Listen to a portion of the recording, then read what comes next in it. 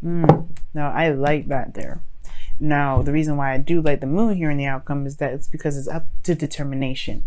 It's not really necessarily a bad thing to have the moon there. It kind of does look like you're conquering fears at that point. But to me, when I see the moon in that placement, in the outcome, I really do feel like this is talking about just because you don't see it, don't mean that you can't make it be. It just means it's not available right now. The future is impending. It's up to you to make that happen. Like it. Now, family. The underlying energy that we got going on here is the High Priestess. Okay, so looking at that moon again, starting to really kind of question some things. You guys got some secrets or some things going on. All right, or somebody else around you has some secrets. Somebody around you may not be saying the whole thing. Okay, and not be saying the whole truth. No, I'm not saying that nobody's lying to you. There's no Seven of Swords, but there's some secrets, and they could be saying what they need to be saying. Now, what's underneath here? The King of Wands.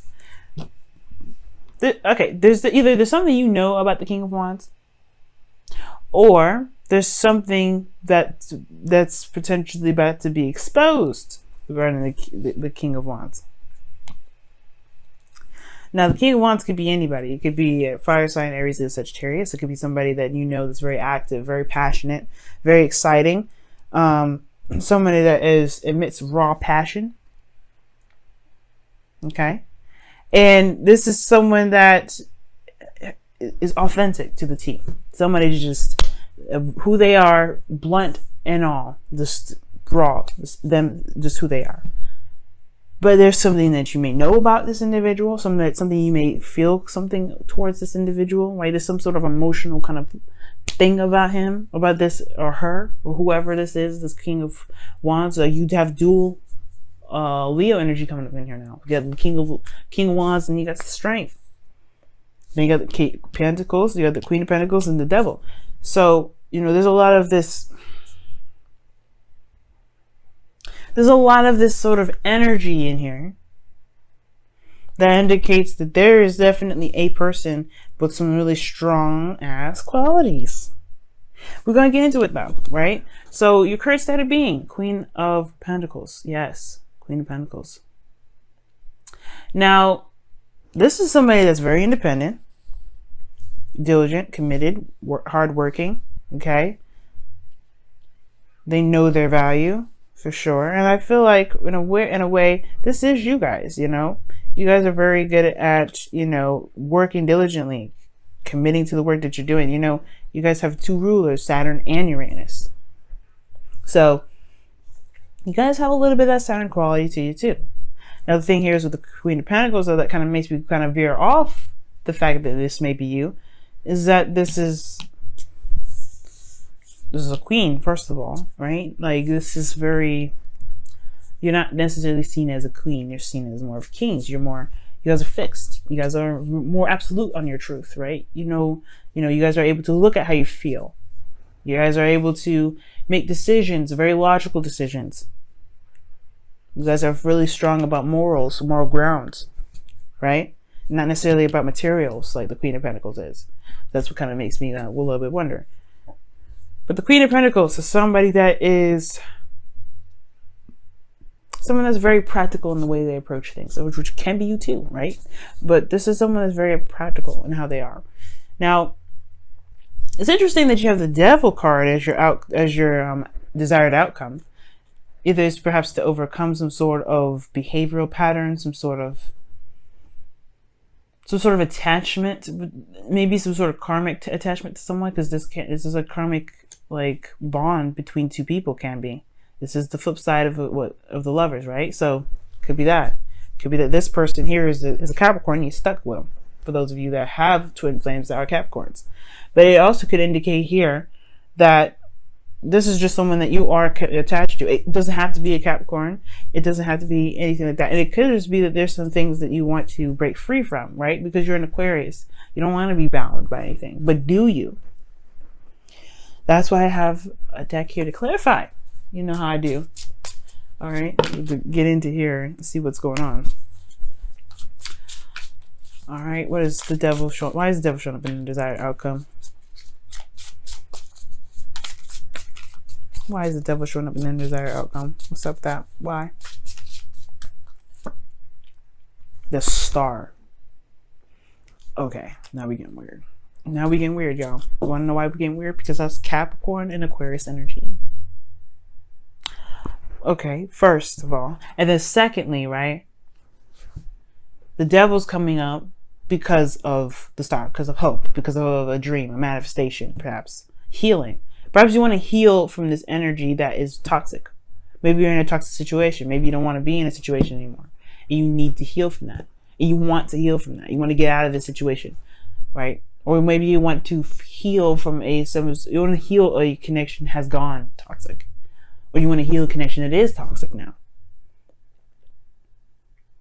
If there's something here that perhaps you feel is out of reach, and it's because these attachments, these earthly attachments that you've got, or maybe there's some earthly attachments surrounding you at this time. Either way, the reason why you have the devil here as your desired outcome, right? Or the reason why you can't get to this right now is because of strength. It's going to require a lot of strength from you guys. It's going to require there to be bravery, which I was saying, this is perhaps fears and everything with the moon.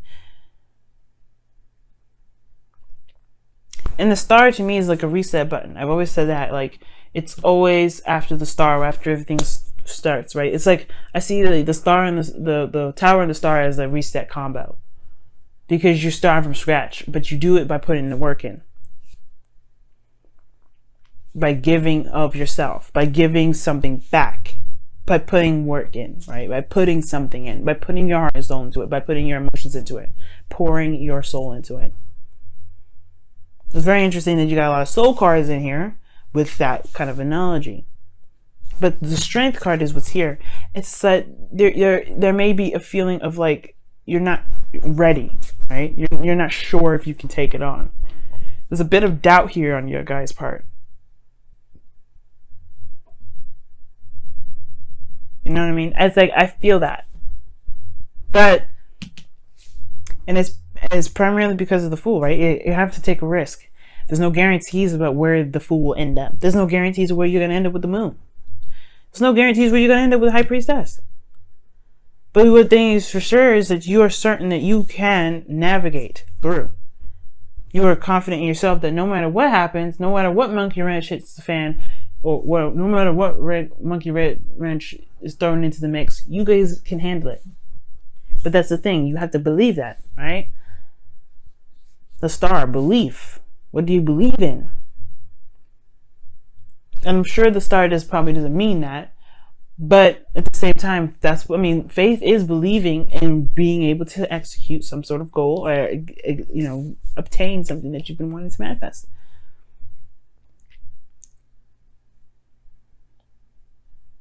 Now, you have the Hangman in your best path to follow, which talks about, looking at something from a different angle, looking at something from a different perspective.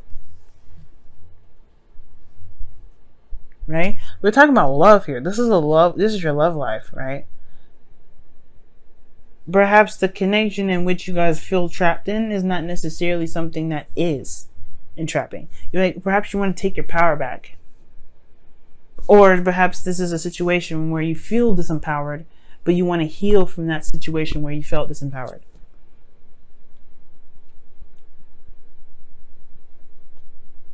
You got two intense cards here. But perhaps this is a connection that was feeling so intense that you feel like you don't have power in love, in being in a relationship. When in actuality, you have everything that you need here. You have your card coming up, the Star. That's the part where perhaps where you need to heal from, right? Is the seeing that there's that being so deeply in love is not necessarily taking away your power. Perhaps there's something here that you need to see from a different angle, something you need to see from a different perspective. So that way you can, find the courage that you need to be able to go on this new journey. Because in your feelings, you have the Sun. You feel good. You feel great, right? You feel awesome. Or at least you have clarity in how you feel. You know what it is that you feel. You're very aware of that. Very aware of that. But your hopes and fears is the King of Swords. I feel like y'all want to continue to be who you are. You don't want anything to deter you from being who you are. But at the same time, I don't know if you guys want to stay in a certain situation where you feel more distant than ever.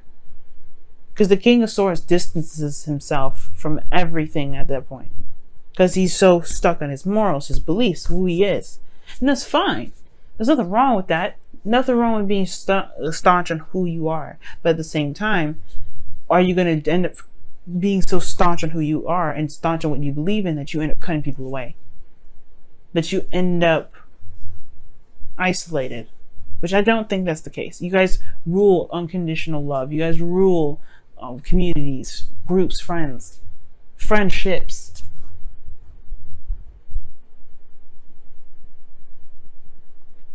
Right? And I feel like with the King of Swords, like, this is like, you want to be who you are. You want to truly walk in your light. But at the same time, you don't want to lose who you are within the connection either. Right? Because there's the same time, right? You don't want to feel like disempowered. The King of Swords is always in power. He's always in power. But at the same time, with the devil energy, like your desired outcome, you don't want to lose that. You don't want to lose that sense of control of yourself. So it makes sense, right? Why, you know, it's going to take bravery to get back into this. Because you, at one period, maybe, you felt like you lost power. You didn't feel like you had that power there. You didn't feel like you could control what you wanted to control. At least of yourself, anyway. But that's the thing. That's why I really like the moon here. Because even though it's not certain about where this leads, it's up to you to decide that. It all depends. It's about trusting yourself. The outcome is saying that you don't need the future to tell you how you're going to be. You just have to know how you're going to be. You just have to make it true, make it certain how you are going to be. You're going to be the King of Swords. You know how you're going to be in the future. You know how you're going to be when you go and date someone else, or be in a relationship with this person again, or connect with this individual again, right? You know how you're going to be. You're not going to lose your power again. Why? Because you've been through enough. You've gone through so much. The star shows that. Like I said, you went through the tower before you got to the star.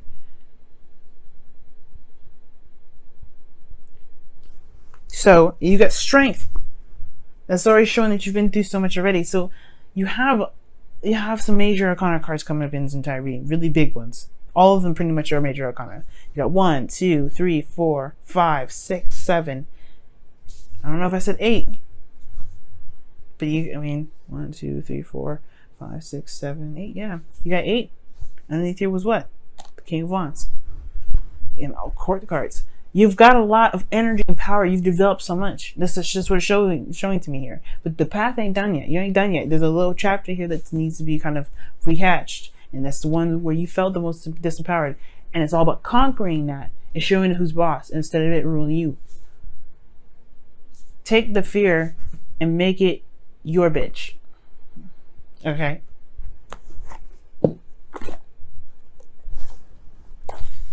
Let's go ahead and see what's going on in your wisdom of the oracles for this week. See what's happening.